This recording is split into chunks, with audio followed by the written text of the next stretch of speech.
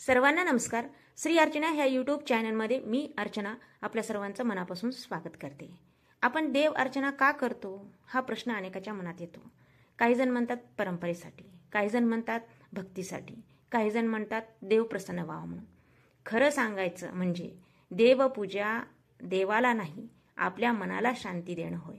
ती म्हणजे आत्म्याची स्वच्छता, विचारांची शुद्धता आणि जीवनात दैवी ऊर्जेचं आमंत्रण.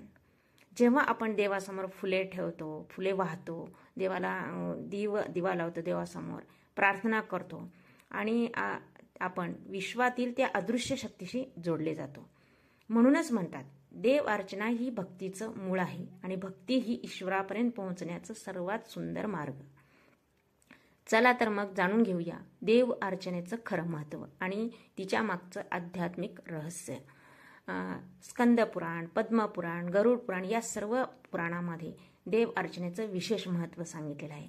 त्यात असं म्हणलेलं पण आहे की देव अर्चना म्हणजे देव अर्चना किती महत्त्वाची आहे असं सांगितलेलं आहे. देवपूजा विना भक्ती न सद्यंती कदाचना. म्हणजे देव अर्चनेशिवाय खरी भक्ती कधीही पूर्णत्वाला पोहोचत नाही.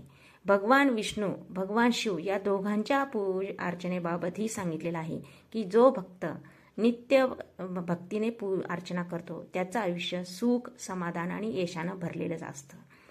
देव अर्चना म्हणजे केवळ हात जोडणं नव्हे, ती एक साधना आहे, ती एक कर्मयोग आहे, कारण आपण प्रत्यक्ष कृतीतून ईश्वर सेवा करतो. ती एक भक्तियोग आहे, कारण आपण प्रेमाने आणि नम्रतेने देवाला अर्पण करतो. आणि ते एक ज्ञानयोग आहे, कारण आपण जाणतो की देव सर्वत्र आहे. देव अर्चना ही परंपरा आहे, त्याबरोबरच भक्ती आणि शांतीचा मार्ग पण आहे. ती योग्य पद्धतीने केली आपल्या घरामध्ये सकारात्मकता आणि मंगलता वाढते. चला तर जाऊन घेऊया देव अर्चना कशी करतात. आपण देव अर्चना कशी करतात इथं मी सोप्या पद्धतीनं सांगते. आपण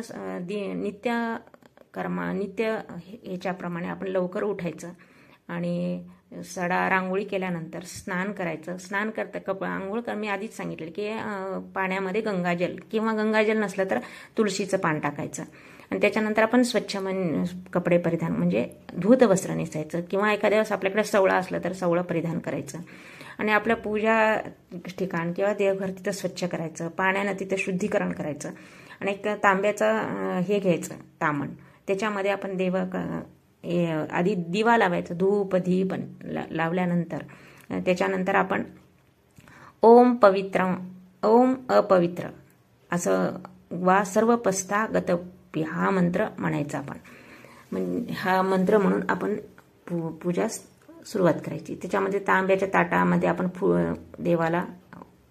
देवाला स्नान घालायचं, म्हणजेच पंचामृतानं, पवित्र पाण्यानं, गंगाजलानं आपण देव अर्चना करायची.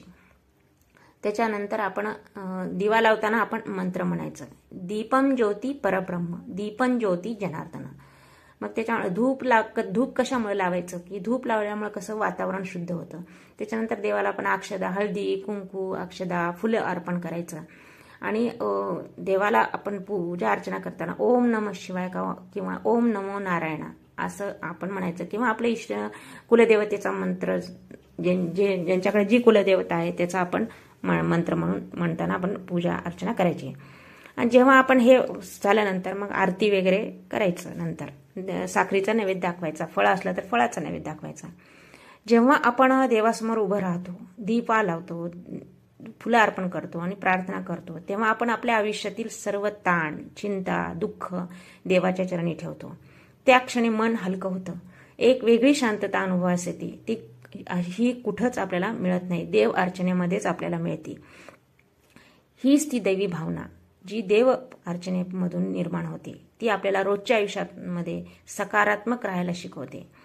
अध्यात्मामध्ये असंही सांगितलेलं आहे की देव अर्चना म्हणजे भक्तीचं मूळ आणि ईश्वराशी संवाद साधण्याचा एक मार्ग आहे. मंत्रोच्चार, धूप दीप, फुलं या सर्वांचा अर्थ काय आहे की दैवी ऊर्जेला आमंत्रण देणं. धूपाने काय होतं, हवा शुद्ध होते. दीपाने काय होतं, अंधार दूर होतो आणि मंत्रोच्चाराने काय होते, मनातील विकार दूर होतात. देव अर्चनेमुळं आपलं आत्म्याचं शुद्धीकरण होतं. ती आत्म्याला ईश्वराच्या जवळ नेते, जेथे अहंकार, लोभ, द्वेष ह्या भावना नाहीशा होतात. ज्या घरामध्ये देव अर्चना नित्य होते त्या घरामध्ये मंगलता, शांतता सगळं टिकून राहते. आणि आपल्याला ती शिकवते की वेळेवर उठणं, मन एकाग्र करणं, कृतज्ञता बाळगणं. शेवटी काय तर देव अर्चनेमुळे आपल्याला कळतं की देव आपल्या आतच आहे. म्हणजे आत्मसाक्षात्कार सुद्धा होतो. दिवा लावतो तेव्हा आपण अंतकरणातील प्रकाश पेटवतो. फुलं अर्पण करताना आपण आपले दोष सोडतो. नमस्कार करताना आपण नम्रतेचा धडा शिकवतो. थोडक्यात काय आहे तर हे देव अर्चना म्हणजे अहंकाराचा नाश आणि प्रेम, दया यांचा संयम. आता आपण फायदे बघूयात की देव अर्चनेचे काय काय फायदे आहेत आपल्याला ह्याच्यामध्ये. देव अर्चनेच्या वेळी आपलं काय होतं, मन एकाग्र होतं, विचार स्थिर होतात, चिंता, तणाव, नकारात्मक विचार कमी होतात. प्रार्थना करणं म्हणजे काय, एक मनाचं औषधच आहे. ती अंतर्मन शांत करतं. मंत्रोच्चारानं काय होतं की धूप, दीप, फुले यामुळे घरामध्ये सकारात्मक स्पंदने निर्माण होतात. वातावरणात सत्वगुण वाढतो, शांती, आनंद देतो आपल्याला. आणि ज्या घरामध्ये मी आधीच सांगितलं की ज्या घरामध्ये देव अर्चना केली जाते ते घर सदैव पवित्र राहतं. तिथे कलह, वाद, विवाद, अशांती कमी होते. सगळ्यात महत्वाचं म्हणजे देव अर्चना म्हणजे घराला एक दैवी आशीर्वादच असतो देवाचा.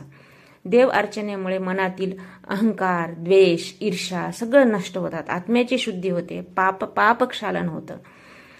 ती आपल्याला सत्कर्माच्या मार्गावर चालायला प्रेरित करते. आणि आपल्याला ह्याच्यामुळे काय होते अजून की संयम, नम्रता, कृतज्ञता शिकवते आपल्याला. ही देवार्चना आपल्याला नियमित केल्यामुळे काय होतं, मनाचं प्रशिक्षण, जीवनातील चढ उतार शांतपणे स्वीकारायला मदत करते.